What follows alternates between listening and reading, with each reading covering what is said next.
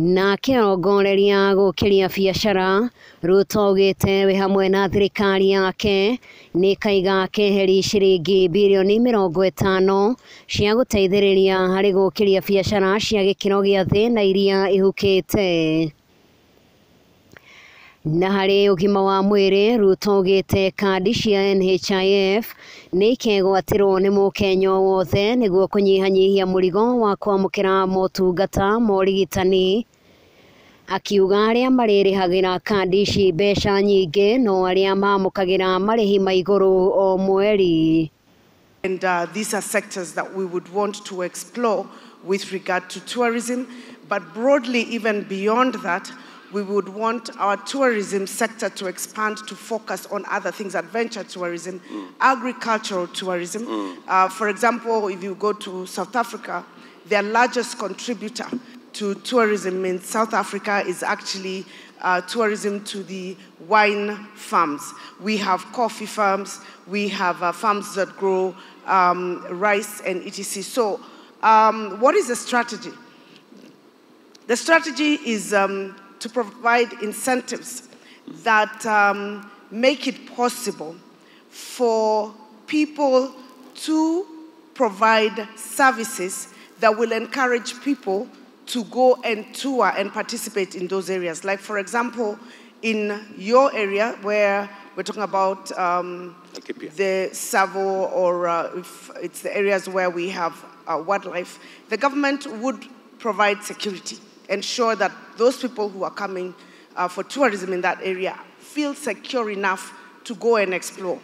But we also will provide incentives as the government to small businesses, individuals, and communities that organize this tourism in their areas, giving them incentives on the revenue that they get, ensuring that they have enough tax incentives so that they are willing to put up structures similar, allow me to use the word without necessarily branding, to use the structures like the Airbnb that young people used to book. So it doesn't necessarily mean that you will go and stay in a 5-star hotel, but communities can provide accommodation, for example, where you go and experience how that community lives, how they interact with the wildlife, how they interact with their community, how they conserve their communities, their way of life and their culture. So that incentive structure and ensuring that there is adequate security, and also providing incentives so that communities that are not very well off can provide for the middle and lower class to be able also to go for these tourism excursions, so that instead of spending 10,000 shillings a night, we can have groups, whether it's from university, young people, people from our communities leaving our counties and going to, let's say, the county in like Kipia, and the young people are secured, they're sure that the government is providing adequate security when they go, for example, live with the community, camp out there, find these facilities, because there will be internet. Some of the things that this internet is going to help us do is that you will be able, those people will be able to market the services that they provide, so that you know that they exist, so that you can actually book them and go there. So all these are interrelated with the provision of also the last mile internet connectivity and whatever it is that is going in the tourism sector. Allow me, Your Excellency, to just add one thing on another issue that I think we discussed, and I just want to draw an interlinkage with the issue of debt repayment. Right now we have a problem, a shortage of the foreign exchange. And I just thought it's important that we mention that when you talk about the agricultural sector, and you say that you're going to increase the production, say, of rice. Right now, the importation of rice, wheat, and palm oil, the amount of money that we use to import is about 25% of the foreign exchange that we use foreign exchange that we get in exportation. Yes. Now, if we grow the agricultural sector, I just want to show the linkages. If we increase the production of rice in Mwea, for example, from the current 110 metric tons to, let's say, 220,000 metric tons, you will have enough foreign exchange freed that can go to the contribution of the payment of the debt. So I just thought it's important that I mention that, so that people know that this plan, the Kenya Kwanza government has a plan that has been very well thought out. It's very comprehensive.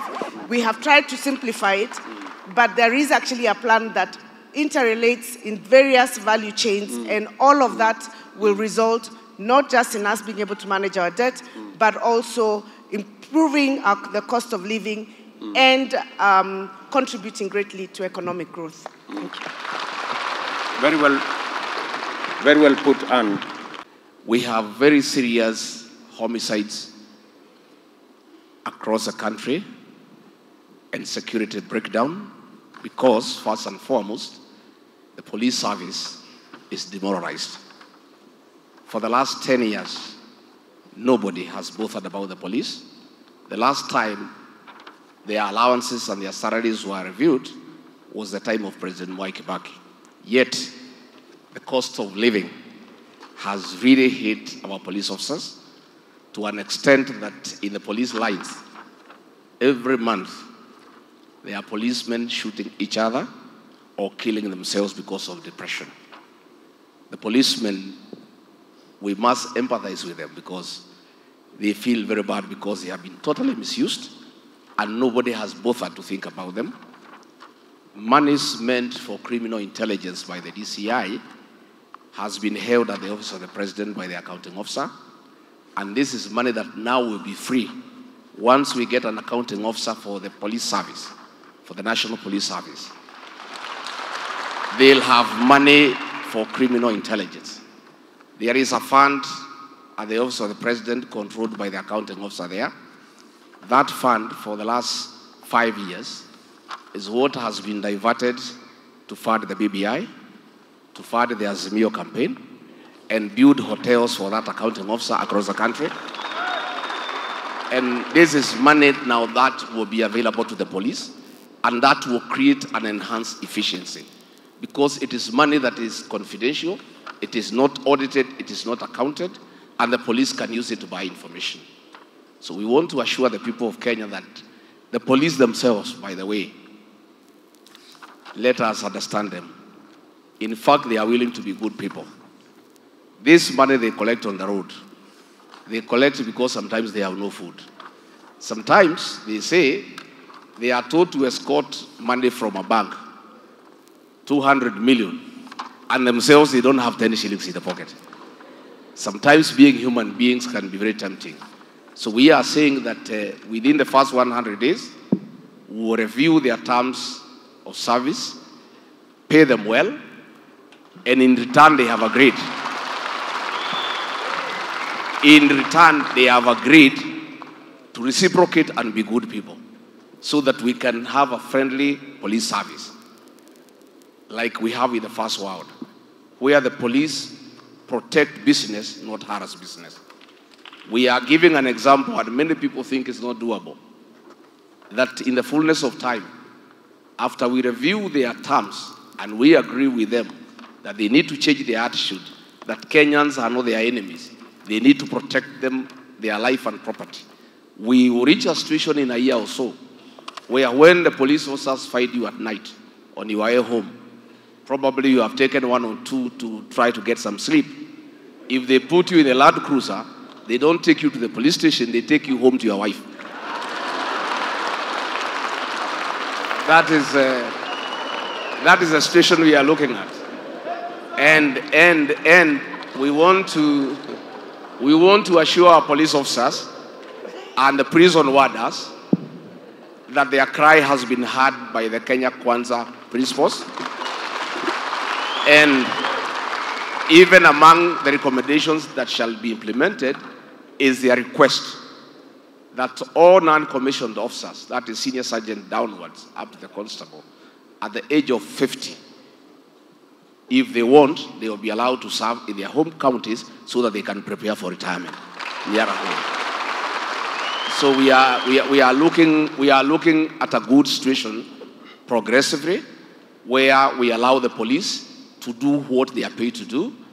And they are saying, even the police themselves, they feel bad that they have been misused to arrest people who have committed no crime, to plant evidence on people who have done nothing.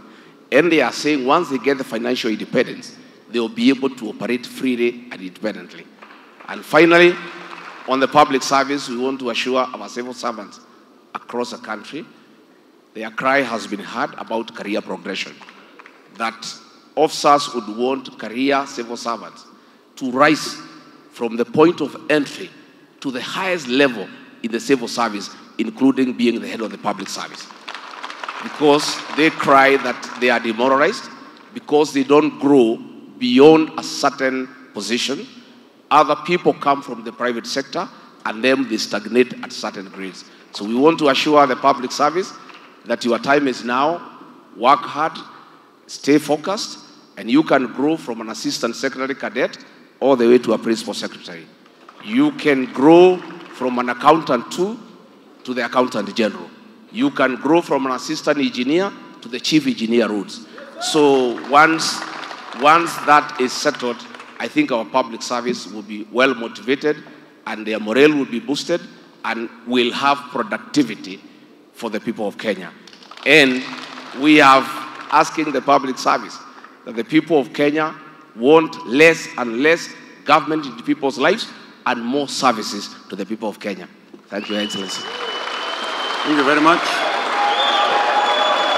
Kenya is not unique in practicing a system where there's the executive, the judiciary, and the legislature. But we become unique in how the three arms relate. I want to begin by appreciating the commitment that Kenya Kwanza has made, and if you read through the entire document, about this issue of separation of powers. His Excellency has already stated categorically that we'll operationalize the judiciary fund so that the judiciary does not have to keep looking behind their backs to know what decisions to make in which disputes. Indeed, Kenya Kwanza, in this manifesto, has committed to strengthening the Chapter 15 commissions, both financially and operationally. That speaks to the respect, the high respect that Kenya Kwanza intends to give to the whole gamut of the subject of separation of powers. I'm aware that many people are quite apprehensive, Your Excellency, because the president is elected through a political party and will have members of parliament who, as we have seen, tend to be sometimes swayed to vote in a particular way. But I want to state that the commitment that has been made by His Excellency the Deputy President with regard to operationalization of the independence of various institutions is commitment sufficient enough to ensure that there will be no question of anybody saying that this one is extending their mandate to the functions of the other. But it is also something that we cannot run away from, the fact that His Excellency has a range of policy matters contained in this document, which will require legislation. Legislation will be originated from various government ministries, but it goes to Parliament. His Excellency the President, as we believe is going to be, has committed, it is up to Parliament to go and debate, because the members of his party know the commitments that we have made to the people of Kenya, so that the policies are implemented through legislation. That should not be seen as interfering with the operations of Parliament. Parliament will still have its own way. But remember, whatever laws that Parliament will pass have also to be assented to in order to become law by the President. But I want to give a commitment, as His Excellency has stated, that this manifesto, if you read through, you will see the high commitment, the heavy commitment about the rule of law and the separation of powers. Thank you. Thank you very much, JB. The challenge of CRB is that today, many of the people listed on CRB have borrowed money either from Shylocks and largely Fuliza and the other predatory lenders. In fact, we have said as Kenya Kwanza, we are going to, if you look at our manifesto, we have said that we are going to have a consumer protection mechanism so that predatory lenders that charge interest rates that are unreasonable and punitive are excluded from the financial market, so that too many people don't end up in CRB over credit or over loans that they acquired that have impossible interest rates. So we are also going to protect consumers, whether it is consumers of financial services or whether it's consumers of other items, to make sure that nobody takes advantage of the people of Kenya. We have persons with disabilities who want to continue with their education, especially on master's program, and I want to take that case on my example. I went to KU some 3 years ago, wanted to take my master's program, but they didn't offer me. But they directed me that the only program I was supposed to take on an outside country, that is Liverpool University, and they admitted me there. I have deferred 3 times. I cannot access help loan, I cannot access CDF, I cannot access any other scholarship. Why? Because the program is for persons who live with visual impairment or blind. I want to know, what is your plan as Kenya Kwanza to help persons with disabilities who don't have their programs in Kenya universities and maybe in the other outside countries? Thank you. And how are you going to pay the debts? Thank you. One of the critical areas is to make sure that the programs we are talking about are within the confines of a balanced budget, so that we can cut down on the desire or the appetite to borrow. The Deputy President has given examples of how we can grow revenue, but on the other side, we must make sure that we start working towards curtailing these huge budget deficits that we have, so that we can tame this issue that we call debt. And he has given you our plan. The profile. You have the domestic debt, and then you have the external debt. Both have inherent risks. The domestic debt cripples the economy, cripples lending, and so forth. The external debt can also put you into a lot of difficulty when the exchange rate is in trouble, and we are beginning to see a bit of that now. The central bank is rationing foreign exchange, and we are beginning to see our importers beginning to have trouble in getting raw materials for their factories. So we have to work on that basis. But I want to assure you, and the Kenyans who are listening, that there is also honor in making sure that you settle your obligations. So we as a Kenya Kwanza government will make sure that we honor our obligations, because these are sovereign debt. They may have been entered into difficult situations, but primarily, we must be a country that pays its debt.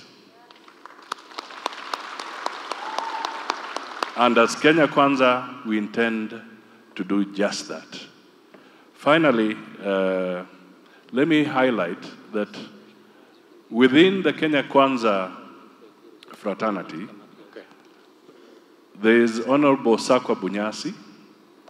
Sakwa Bunyasi is seeking to be governor of Busia. He's an economist. He has worked with the World Bank. And Sakwa Bunyasi has actually brought a bill which was deliberately delayed until Parliament has gone into Sine Die, which was to tackle the issue of transparency and better risk assessment and management of our public debt. When we take over, we will make sure that that bill finds its way to the floor of the House. And just something that the Il Chamos young man mentioned, I wish to remind you, maybe you are not there, that we went with the Deputy President Ruto to Baringo, and we were guests at a gathering of the minorities, the Ljemus. And it's good to also note that in the Deputy President's office, he has an officer who is dedicated to looking into the issues of the minorities. Thank you.